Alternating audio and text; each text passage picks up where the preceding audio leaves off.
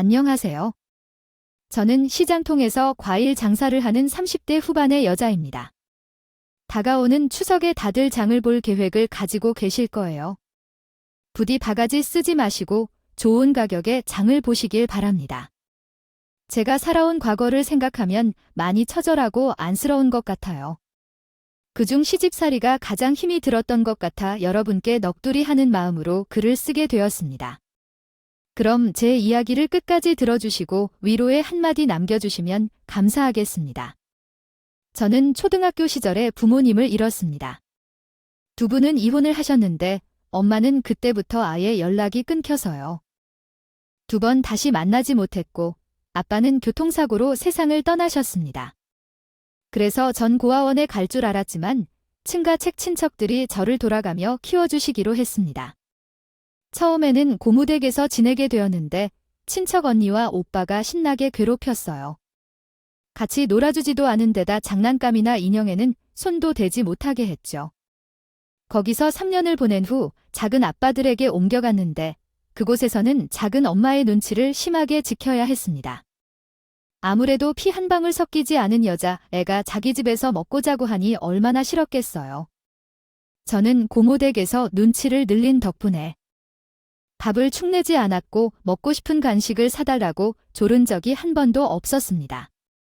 그렇게 눈치를 보면 안쓰럽게 성장한 자는 고등학교를 졸업한 후 독립을 했습니다. 제가 떠날 때 작은 아빠께서 200만 원을 주셔서 잠자리를 구해 고시원에 살았습니다. 그리고 벼룩시장 신문을 보며 일자리를 찾다가 봉제공장 면접을 보게 되었고 그곳에서 일을 시작할 수 있었습니다. 물론 혼자 사는 것과 일하며 지내는 것이 힘들었지만 친척집에서 눈치를 보면서 살던 순간보다 훨씬 마음이 편했습니다. 제가 버는 돈으로 맛있는 치킨도 사 먹고 중국 음식도 먹을 수 있어서요. 진작에 사회생활을 시작했으면 좋았을 텐데 하는 후회까지 들었습니다. 그렇게 제 인생에서는 봉제공장과 진만을 오가며 조금은 고립된 삶을 살았었고 강산이 한번 변할 때까지 그렇게 살아왔습니다. 돈을 아껴가며 살다가 고시원에서 옥탑방으로 이사를 가게 되었고 옥탑방에서 작은 빌라로 이사를 하면서 내 집을 마련하게 되었습니다. 30의 나이에 그 정도면 많이 이룬 것으로 생각하고 다음 10년 뒤에는 더 좋은 집으로 이사를 하고 살기를 목표로 삼았습니다. 하지만 그 목표를 세운 지 얼마 되지 않아 계획에 차질이 생겼습니다. 제가 일하는 봉제공장의 섬유를 납품하는 거래처 직원이 새로운 직원이었는데요. 공장에 들릴 때마다 저와 많은 대화를 나눴어요. 일에 대한 이야기부터 시작해서 사적인 이야기까지 하며 정을 들였죠. 그래서 저희는 자연스럽게 만남을 시작하게 되었고 깊은 사랑에 빠졌어요. 6개월이 지난 뒤 두 사람은 콩깍지가 더 심하게 쓰여지는 바람에 결혼을 하고 싶어 안달이 났어요. 이 사람과 함께라면 미래가 아주 밝을 것이라 확신했어요. 그렇게 예민한 편을 따라 쓰레기 갔었는데 가족이 시어머니 한 분뿐이더라고요. 시어머니는 저를 처음 보자마자 한숨을 길게 내쉬셨어요. 부모님이 일찍 돌아가셨다고 하니 가족이 한 명도 없다고요? 부모님이나 형제는 없습니다. 대신 친척분들은 계십니다. 여자를 골라도 꼭 이런 애들만 만나는지 모르겠네. 귀엽고 천진난만한 며느리로 들이게 생겼으니 아휴네 팔자야. 엄마, 왜 그래요? 우리 미정이 예쁘잖아요. 성격도 좋고 자기 집도 있는 애라고요. 요즘 보기 드문 아가씨란 말이에요. 이놈아, 아무리 집이 있어도 뭐라고요? 정상적인 집안의 여자를 데리고 와야지. 예비 시어머니를 만난 지 5분 만에 불만을 잔뜩 털어놓으시며 결혼을 반대하셨습니다. 저는 고개를 숙인 채 그 집에서 나왔고 예비 남편과 헤어져야 할까 고민에 빠졌습니다. 그런데 예비 남편이 좋은 소식이 있다며 어떠한 방법을 말했습니다. 자기야, 우리 임신했다고 거짓말하고 결혼하자. 그 방법은 이냐 지금이나 직방으로 먹힌다고. 뭐, 그게 말이 되는 소리야? 그건 어머님을 기만하는 행동이라고. 아무리 결혼을 원해도 그 방법은 아닌 것 같아 자기야. 계속 이렇게 하다 보면 우리가 나이 들어 죽을 때까지 결혼하지 못할 거야. 엄마를 보면서도 잘 알잖아. 얼마나 고지식하고 고집이 세고 발이 안 통할지. 그러니까 내 말대로 눈 감고 거짓말하자. 그 말을 듣고서도 이러면 안 된다는 걸 알지만 결혼이 너무 하고 싶어서 남편에게 넘어가 버렸어. 며칠 뒤에 시어머니를 찾아갔어요. 임신한 사실을 숨겼다가 다시 한번 거짓말을 한 후 깊게 한숨을 내쉬며 짜증스러운 눈으로 나를 쳐다보셨습니다. 기억을 회상하며 내가 미끄러진 놈이라는 생각이 들었죠. 엄마 미안해. 이렇게 된 만큼 우리 축하해주라. 잘 살게 해줘. 내가 못 산다 정말이지? 박미정 씨, 너도 임신했으니 어떻게 말해 드릴 말이 없어. 아이고, 두 사람 그냥 결혼하도록 해라. 어머님, 감사합니다. 우리 잘 살게 해주세요. 그래, 대신에 조건이 있는데 2년 이상 나와 함께 살아주고 그리고 공장이든지 못 이긴 것이든 다 던져버리고 내 밑에서 일을 하고 내가 시장통에서 과일 가게를 운영 중인데 조교 한 명이 필요한데 너하고도 혹시 해줬으면 좋겠어. 저는 머릿속으로 이것저것 생각하다가 이내 시어머니 말씀대로 하기로 결론을 내렸습니다. 제 어머님, 그렇게 하도록 하겠습니다. 그럼 잘 부탁드립니다. 그렇게 남편과 제가 거짓으로 결혼식을 올리게 되었고 신혼집 대신 시댁의 작은 방으로 들어가서 살게 되었습니다.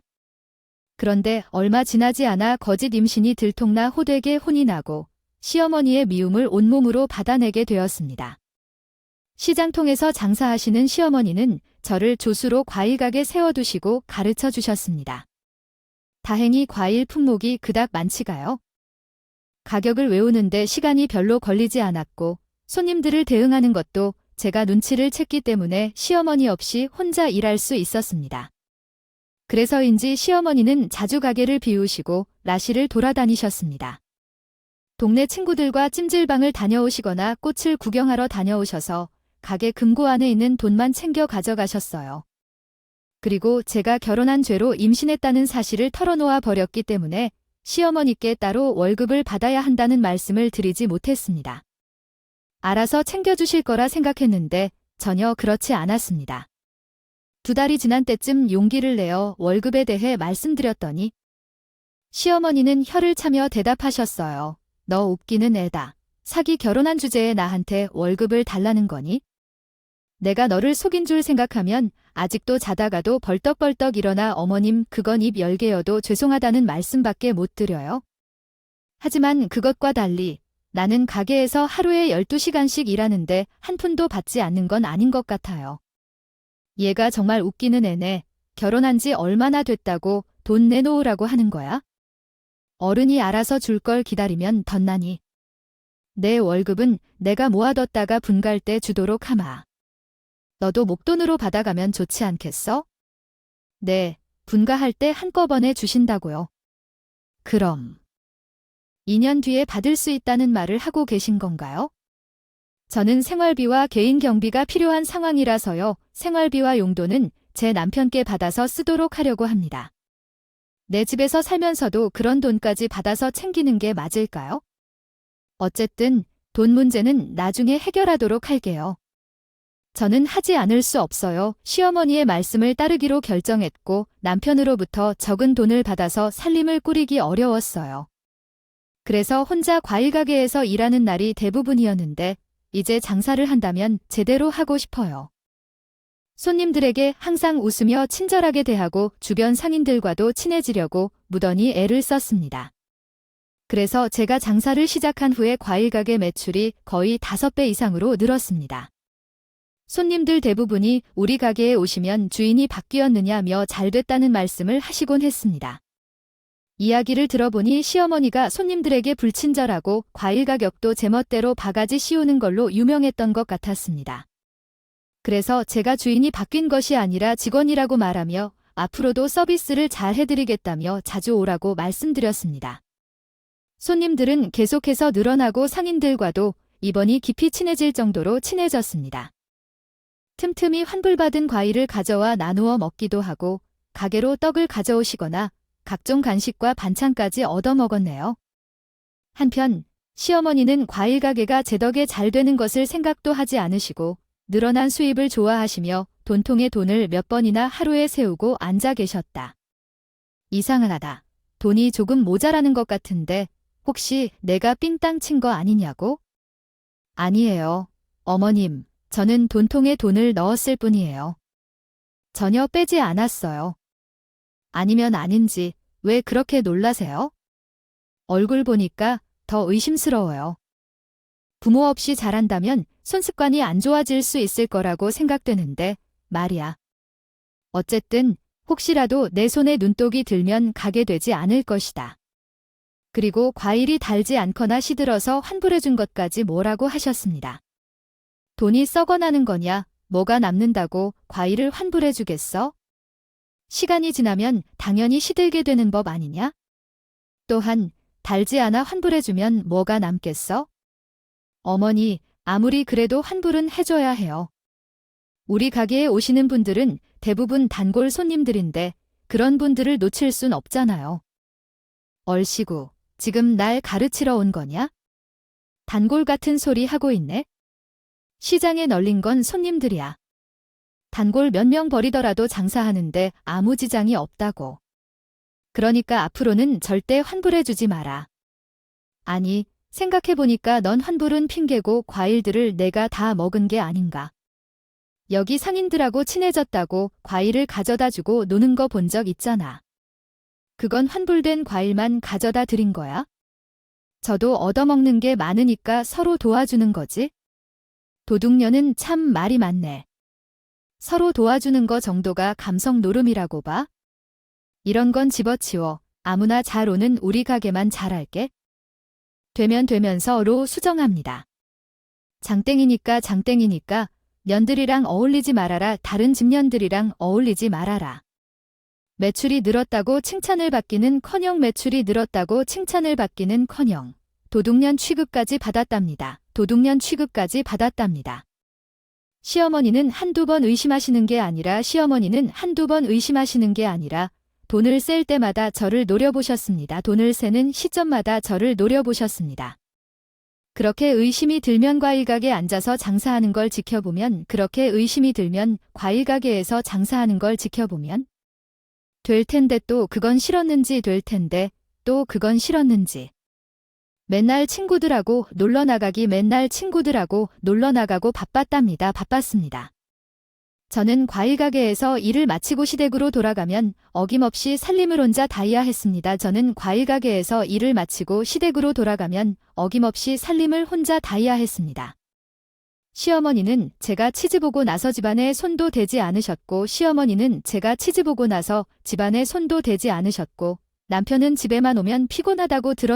남편은 집에만 오면 피곤하다고 드러눕곤 했습니다. 잠만 잤다. 그래서 나는 안에서나 밖에서나 소처럼 일해야 했었다. 2년만 버티면 그 모든 스트레스를 날릴 수 있을 거라는 희망을 안고 버텨냈었다. 그렇게 시간이 흘러서 분가해야 하는 시점이 다가왔다. 시어머니가 먼저 말을 꺼내지 않아서 남편에게 이제 그만 시댁에서 벗어나자고 말했다. 저기요, 꼭 분가를 해야 해요. 우리 엄마 혼자 살면 외로울 텐데 나도 엄마 집에서 사는 게 편하고 당신도 공장에서 일하는 것보다 시장에서 일하는 게 좋다고 했잖아. 사람들을 만나는 재미가 있다면서. 하지만 시댁에서 평생을 살 순 없잖아. 또한 나 여기서 사는 동안 많이 힘들었어. 안에서나 밖에서나 일만 하고 살았다고 개인 시간을 한 번도 가져본 적이 없단 말이야. 알겠어. 이따가 엄마 들어오시면 같이 말씀드리자. 그제야 제 마음을 알았는지 고개를 끄덕이며 분가를 하겠다고 하더군요. 이윽고 시어머니가 친구들과 술을 드시고 돌아오셨고 저희 부부는 거실로 나가서 무릎을 꿇고 앉았습니다. 엄마 한잔 하셨네. 기분 좋으신 것 같으니까 바로 말씀드려야겠다. 우리 말이야, 이제 여기서 나가도록 할게. 뭐야? 분가를 하겠다고? 벌써 2년이나 지났냐? 내 어머님 약속한 대로 2년 동안 시댁에서 지냈고 과일 가게에서도 2년이나 일해요. 이제 저희도 분가해서 살아야겠죠? 어머님 분가할 때 제가 일한 값을 주신다고 했으니 그 돈도 받았으면 좋겠어요. 누가 그 돈을 떼어먹는다고 했느냐? 그리고 분가는 안 된다. 아직 내가 할 줄 아는 게 없으니까 더 배우고 나가도록 해. 네, 어머님. 그동안 제가 집안 살림이나 장사까지 도맡아서 했는데요. 하루도 쉬지 않고 일해다고요. 여기서 더 뭘 배워야 하는지 모르겠습니다. 이거 봐봐. 넌 인성이 흘러먹었어. 애매한 데 없이 자라서는 생각밖에 못한다고.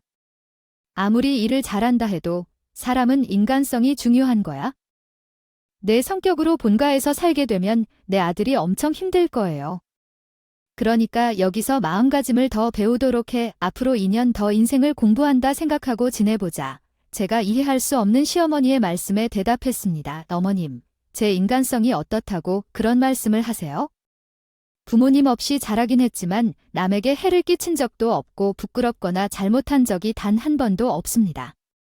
제 자신에게 온전하고 똑바로 했으므로 괜찮은 삶을 살고 있는 거 아니겠어요? 얘가 또 대들어서 그래? 지금 내가 하는 행동이 인간답지 못한 행동이라고 생각하며 눈을 똑바로 보고 대화해 주세요. 잠을 자지 말고 내 말대로 2년도 살 수 있도록 해. 나는 술을 많이 마셔서 머리가 아파. 들어가서 잘 것이니까 그만 짓거려. 너희들도 들어가라. 시어머니께서 안방으로 들어가자 남편에게 불만 소리를 했습니다. 그러자 남편은 시어머니 말대로 하는 게 좋겠다며 저더러 시집살이를 2년도 하라고 하더군요. 그 이는 결혼 전에는 몰랐는데 알수록 마마보이에 가까워 보였습니다.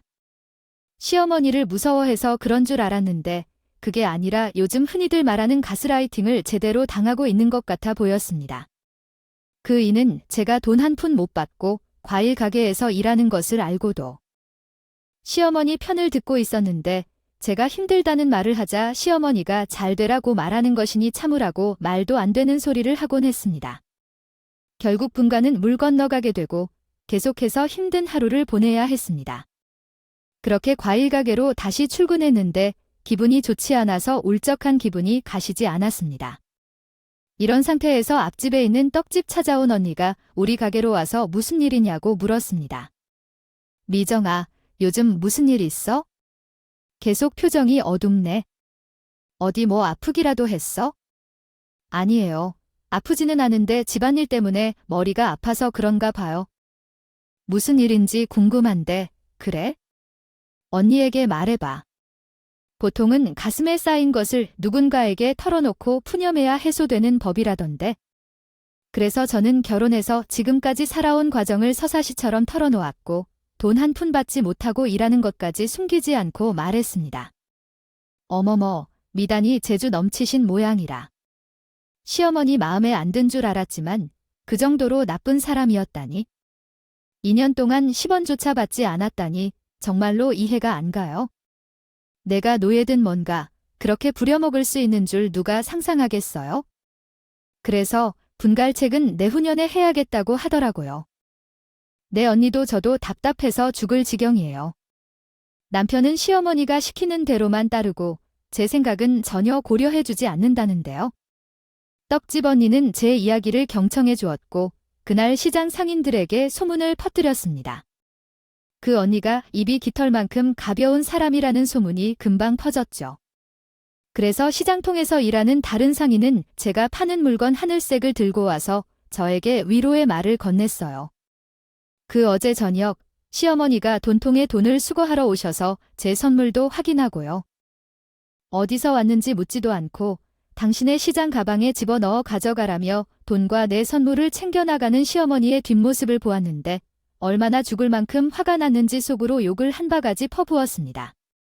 그러던 어느 날 시장에서 일하던 중에 이번에는 떡집 언니가 안색이 좋지 않았어요. 식은땀을 흘리며 장사를 하는 것을 보고 걱정이 되었답니다. 그래서 과일 가게 손님이 잠시 줄어들었을 때 떡집으로 이동하여 언니의 상태를 살펴보았습니다.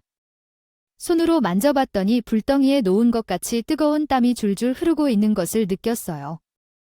언니, 몸이 많이 아픈 것 같아요 라고 말했습니다. 몸은 어떻게 하고 있나요? 당장 병원에 가세요. 제가 부족합니다. 저는 따라갈 테니까 따라오세요. 미정아, 그러면 가게는 어떡하죠?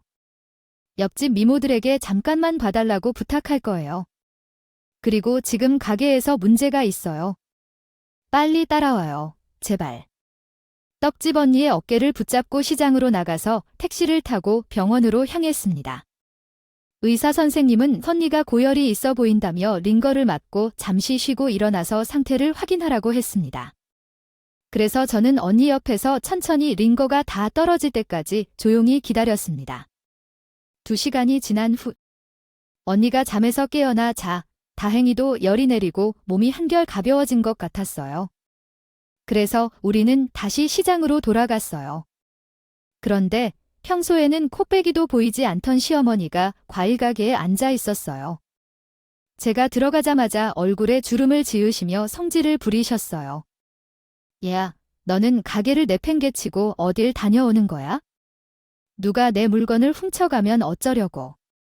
게다가 이 돈통에 들어있는 돈이 한두 푼도 아닌데 이걸 그대로 들고 나가면 어쩌겠어? 라고 말씀하셨어요. 어머님, 죄송해요. 떡집 언니가 몸이 너무 아파서 제가 병원에 데리고 갔어요. 뭐야? 겨우 남자 아픈 거 신경 쓰려고 나의 가게를 비웠다는 거냐? 넌 왜 이렇게 멍청하니 뭐가 먼저인지 아직도 모르는 거야? 어머님 사람이 아픈데 당연히 병원에 데려가야죠. 조금 늦었으면 떡집 언니 쓰러질 뻔했다고요. 나는 아픈 것에는 관심 없어. 내 가게가 훨씬 더 중요하다고. 너 또 이렇게 자리를 멋대로 비우고 나가면 나중에 분가고 뭐고 허락을 받지 않을 줄 알아라. 그러자 떡집 언니와 옆가게 상인들이 제 편을 들어주려고 다가왔습니다. 저기 할머니. 할머니는 남 아픈 거에 관심이 없겠지만 미정이는 마음씨가 착해서 제가 아픈 걸 두고 보지 않고 병원에 데려다 주었어요. 그리고 가게에 계신 언니들이 봐주기로 했다고요. 별 탈 없이 장사를 잘했다고요? 이해지봐. 떡집 옆였네. 내가 뭔데 내 며느리를 마음대로 가져다 쓰는 거야. 그런데 뭘 잘했다고 나한테 따지려고 들어. 그러고 보니까 요즘 며느리가 싸가지가 없어졌다 했더니 그게 다 떡집 옆였네. 나한테 울문을 거구만. 앞으로 너 우리 애랑 어울리지 마. 아니, 아이 말도 섞지 마라. 이에 옆집에서 젓갈 장사를 하는 이모가 한마디 했습니다. 어르신, 이게 뭐 하는 건가요? 아니면 어른이 되었으면 어른다운 행동을 해야죠. 들어보니 며느리한테 월급을 주지도 않고 부려먹는다고 하던데. 잠깐 병원에 다녀온 것을 이유로 그렇게 모욕적으로 대해야 되는 건가요? 이 여자들이 가끔 물려서 하는 짓이 뭐길래 내 며느리한테 월급을 주건 말건 너희들이 무슨 참견을 하나요? 어쨌든 할 일 없는 사람들이 꼭 남의 집에 쓸어 나갈 필요가 있나. 얘야, 이들아, 그렇게 할 일이 없으면 지나가는 손님한테라도 호객짓이라도 해. 시어머니는 큰 소리로 호통을 쳤고 주변 상인들과 떡집 언니가 그 말을 듣고 불쾌한 표정을 감출 수 없었습니다.